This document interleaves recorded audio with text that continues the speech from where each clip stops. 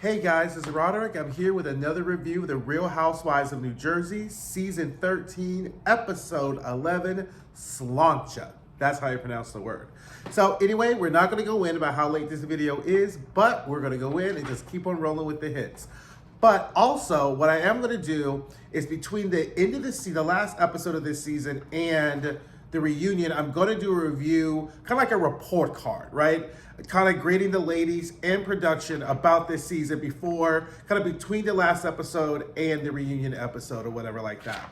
So welcome to this channel. This is where we discuss television shows and reality TV with a little bit of kiki with an eye towards filmmaking, acting, and directing. So let's get into it. So like I said, there's not that much that really happened in this episode, right? So they come up, the episode starts, it's the end of the dinner because Dolores has rounded the girls up, was like, y'all not gonna be embarrassing me down to the restaurant. Melissa's super drunk, she's like howling and horny and whatever like that. And pretty much they're drunk. And then, they wake up the next morning for breakfast. So like they're waking up and they're all like, no makeup, all frumpy in the pajamas. And Dolores announces that, Paulie's mother is coming and the sister and the cousin. And these women all look like dried over death. I was like, y'all couldn't go upstairs and brush out your hair and do whatever. I was like, ugh, whatever. But Paulie's family is really nice and really enduring. The mother was great. She was like, the way she calls Dolores the hussy, I thought was super endearing. The way she gave like the calendar and the mother was like looking at Frank being like, okay, girl, I see why you stayed with him. I thought that was super, super, super fantastic. And then Danielle starts crying. But we'll get to Danielle because Danielle's gonna get her whole segment during this whole review. So then Jennifer Aydin decided she was to do a hen party, right? Okay, fine. So it's like this farm in the countryside of Ireland and whatever. So, they go play catch the cock. Okay, it was cute. That was fun.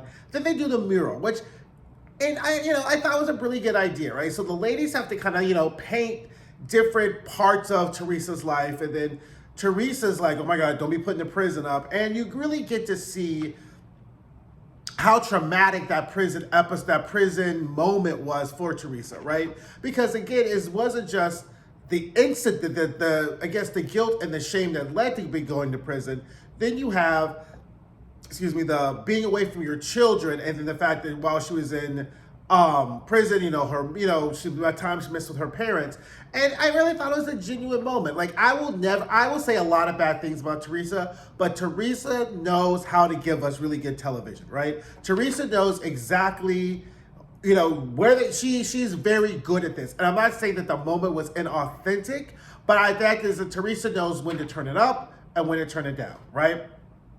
So anyway, we do the mural, and Melissa's part was like her family coming over from Italy, and I think that Melissa's reaction was a very genuine reaction. I have never doubted the fact that anyone in the Battle of the Gorgas, felt their emotions were not genuine. The problem is they don't know how to get past their emotions.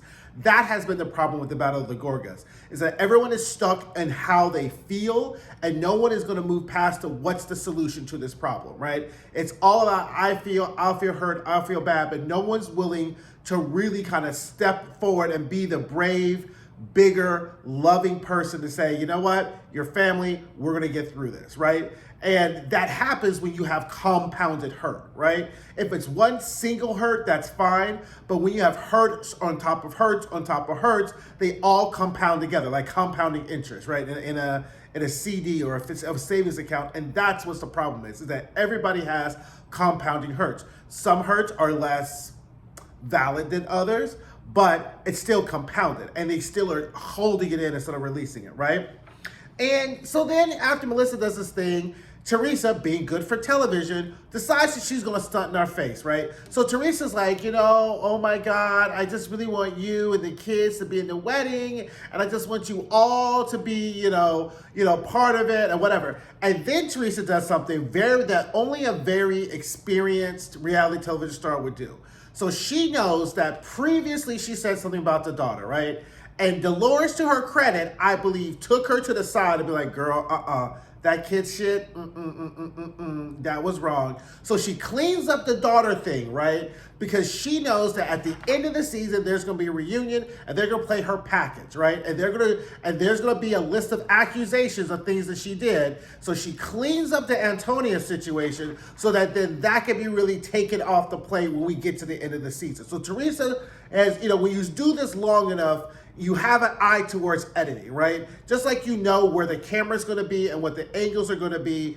One of the detriments and sometimes benefits to this reality docuseries kind of genre is that once you do it long enough, you know how to make a good edit yourself. So therefore, you could have a previous incident that happens, and then you could come in and clean it up later on, because you know that then further down the road, you're going to try to be held accountable, and you can kind of do your own internal editing, and that is the problem. Like, you know, and because it's not about you internally editing, it should be about you just showing up, being who you are, and letting the chips fall as they may. But as this series or genre has gotten larger, a lot of these women have just taken on their own kind of celebrity of themselves, and they're all always thinking about their brand as opposed to just showing up every day to work, right? But anyhow, I digressed.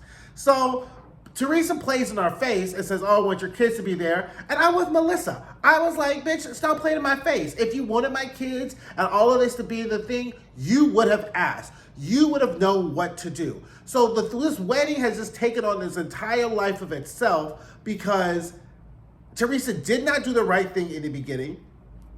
Whatever, it's her wedding. But now she realizes that there are consequences to her actions, and she's trying to mitigate them throughout the season, when she could have either said, you know what, I was wrong, I was thinking about this, I was in my feelings, let me make this right.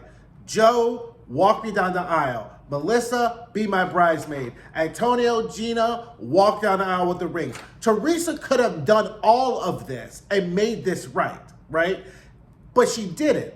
I'm not saying she should, but she didn't. And that, therefore, she has to take that part of the blame because she didn't do it. It's her wedding. She can have whatever she wants in her wedding. She could have flown to Aruba and just done her little... Well, she couldn't have done that because Bravo would have fired her, but you get what I'm saying. I'm not saying that she should have put them in the wedding, but she has to recognize that her malfeasance, that's an action that you did not take, right, is one of the main causes that compounds the hurt. And Teresa is totally oblivious to that. I don't think she's oblivious to it. I think she quite frankly doesn't care, but she's like doing this shit for television, right? So I was like, girl, just quit playing in my face, right? So then we get to the lunch or whatever, which is good. I forgot that Irish people have potato salad. That potato salad actually looked good. And then it comes out that, girl, Louis asked Bill to be in the wedding. And you know, I am sure that Melissa's eyeballs just probably hurt about this on this trip, because she probably couldn't have rolled them any more. Like, it's just insult after insult after insult. And I don't believe that this is unintentional. I think it's totally exactly what it's meant to be. And I was like, Bill, really? But remember, Jennifer Aiden, and this is all about the proxy war. Like, you have to remember that this is a proxy war that's going on. So you're corralling Jennifer Aiden to your side. Teresa's endearing her to her side. You know, this is all about creating alliances and strategic alliances or whatever like that, right? Danielle cries again. Two Danielle cries at the table, okay? Then we get to the bog. Okay, the bog was funny. So then we get to the dinner, and it's the whiskey tasting. But we're going to go back to Jersey for the guys' night, because honestly, the guys are always more enjoyable than the women, because as I've said, the guys are a little bit more emotionally intelligent, and they just don't let shit like linger like the women do, right?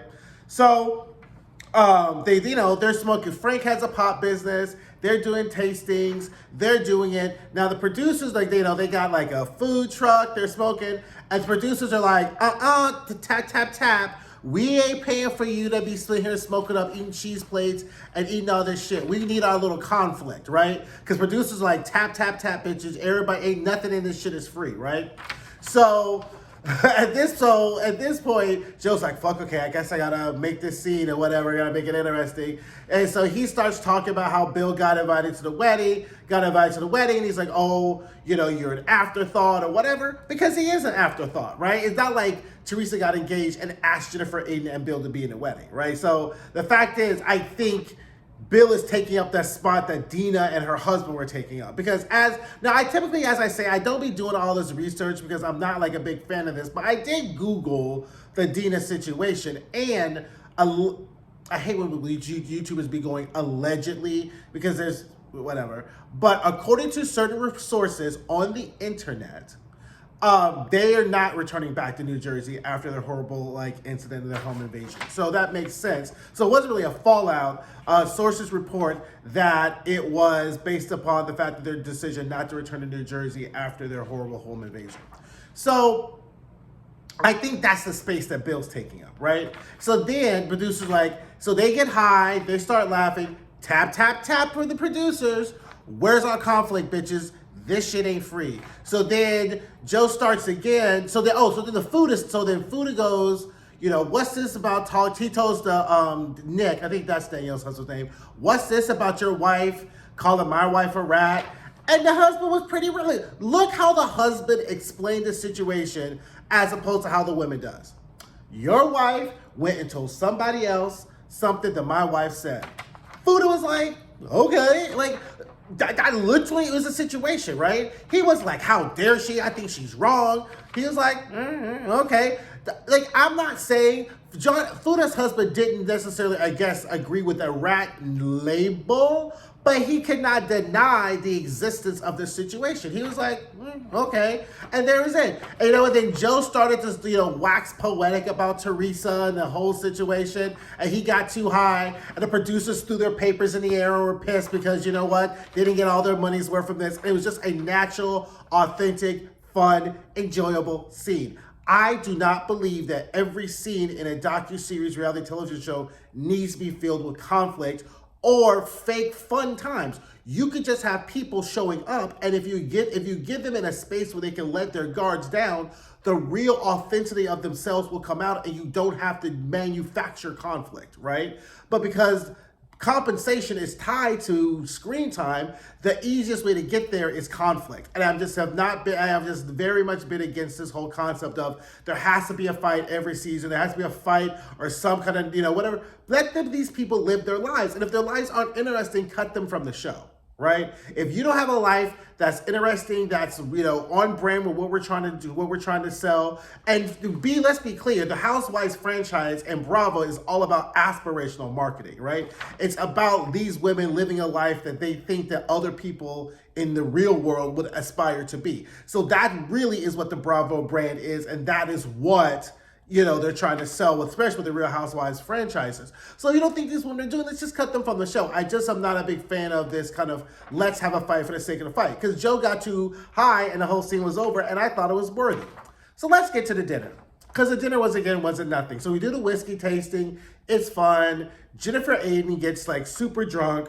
And then, we get to Danielle. So here's the Danielle thing. And I pretty much said this for the most part, for as long as Danielle's been on the show. I like Danielle. I like what Danielle brings to the show because Danielle brings authenticity. However, Danielle's level of gameplay for reality television was subpar for the moment that she got caught up in, right? And the fact is that she's a very easy target because what the women recognize is we could take this rat moment and stretch this out throughout the entire trip, right? Why? Because we don't have to, because think about it. If you take out the Danielle fighting, where's the conflict in Ireland? None, right? If there's no conflict in Ireland, the producer's gonna be mad, folks with heads on the chopping block. So here's the new chick who we know now how to push her buttons, and we're just gonna marionette her throughout this entire trip so that now we have screen time. Because mind you, there's never been a one-on-one with Rachel, Fuda, and Danielle where they come together. Mind you, they're sleeping in the same castle, right? At no time does Rachel go over to Danielle and say, hey, look, I felt some sort of way about you calling the rat. Let's just squash it. I just wanna see what this issue is. We may not agree on all points, but I don't wanna fight with you. At no point does that happen during this trip. Why? Because they need the fight to continue all the way on until the end of the season. They need the animosity, they need the acrimony, and Danielle is really taking this personally, right? Like, she's taking this personally because she's like, what is going on? I'm in Ireland. I've never been. These bitches are ruining my trip. And girl, and everyone else is like, bitch, this is business. This ain't about you personal. This is about us making sure none of our money gets fucked up because this fight goes long or whatever. Because notice what Melissa does. Melissa hits it on the head during the fight. She goes, wait a minute. This is not about Danielle. This is about Teresa and Jennifer Aydin telling Danielle. So Melissa is hip to this game, right? Marge also knows this, but Marge is like, nah, I got this, because Marge is able to see the long game. And when Danielle was doing her whole, I'm going to say it, I'm not going to say it, I think Marge was like, Laura must have ran her mouth. So if she told this bitch what I think she told her, we going to let this shit play out and we can't have this. And C, Dolores has once again made it clear, y'all ain't gonna have no bullshit up in this house, breaking shit, fighting shit, flipping no tables or whatever, because I will like whoop all y'all asses, right? So that's also why the drama was like in this rat situation, because they were just limited because Dolores made it clear. Because when they were like doing all this stuff and then at the whiskey night and things got heated, Dolores put the kibosh on that real quick. Nah, bitches, you ain't breaking no dine China. You ain't throwing no drinks. You ain't getting all worked up. Yeah, we gonna save this for the end, right? So I think, so Danielle just needs to sack up. She needs to really elevate her reality gameplay and really not take it so personal. Now, the next set of blame goes on production, as I've said, because what they keep doing is giving us this circumstantial party, right, of, you know, the whole brother situation. And if you could take Kenya Moore from the Real Housewives of Atlanta, drag her in front of her mother's house, film her mother not wanting her to open the door, film the emotional reaction that Kenya has, you could do that to the Real Housewives of New Jersey. This is why people say look at Bravo very suspect, because they're always seemingly willing to put the Black housewives in more precarious or emotionally heightened situations and not do the same for the white housewives. Why have we not seen Danielle outside of her brother's house knocking on the door? Why is Danielle, her brother, her mother, all of them not sitting there being like, ding dong, hey, Bob, we want to talk to you. Get the fuck off my lawn. Take those cameras away. Why have we not seen that? If we had seen that, then we could put an arc to this Danielle situation. But now it just seems like the chick is just crying every time someone says brother, mon frere, or whatever like that, because she just gets all super upset. And I'm just like, you know, so production has really fallen apart on that. And even if the brother's like, I don't want to be filmed, you should have shown her attempts. The production has, and this is a storytelling issue, right? So let's be clear, this is a storytelling issue. Production has not shown any attempt by Danielle to reconcile the situation. So when Marge says this is why you're going to always have problems because you don't know how to forgive and forget, you know, or the forgive and forget situation, she's right. Because it's the same thing with Melissa and Teresa. Somebody has to say, I forgive and I forget. And that's it, right? But the problem is that because it takes two to be in the fight. Because all thing you have to say is, you know, because if you had shown Danielle trying to reconcile with her brother with a heartfelt, I don't know, outside his door, pleading with him, I don't know what it is, I don't know what I've done, I just want you in my life, please talk to me, please come, mommy and daddy are here, you know, I don't know what I've done. Show us that and show us the brother not talking to her, then her tears have more credibility. And that's all I'm going to say about the Danielle issue. I'm not going to talk any more about the Danielle and brother thing because I done beat that horse right onto glue or whatever like that. And then Jackie, for you paying attention, you know, because you know I don't really fuck with Jackie, but I have to give her 2 points to Slytherin. She does bring, so Jackie says when Danielle's like threatening to like talk about the outing of the whole thing, she goes, you really can't lend credibility to an unreliable source. Where do we hear that from? My past 2 videos talking about hearsay and the difference between innuendo and vile gossip. But again, we got glue from that. So anyway, that's the episode. Like I said, not much, but you know, not everything needs to be heightened, table flipping, whatever. Kiki over Jennifer Aydin drawing Teresa flipping tables. I was like, which shows me that Jennifer Aydin was a fan long before she ever showed up on the show, right? So it was like, okay, fine, whatever. So anyway, thank you guys. Don't forget to like, subscribe, share the video, and I'll see you guys next week. Bye.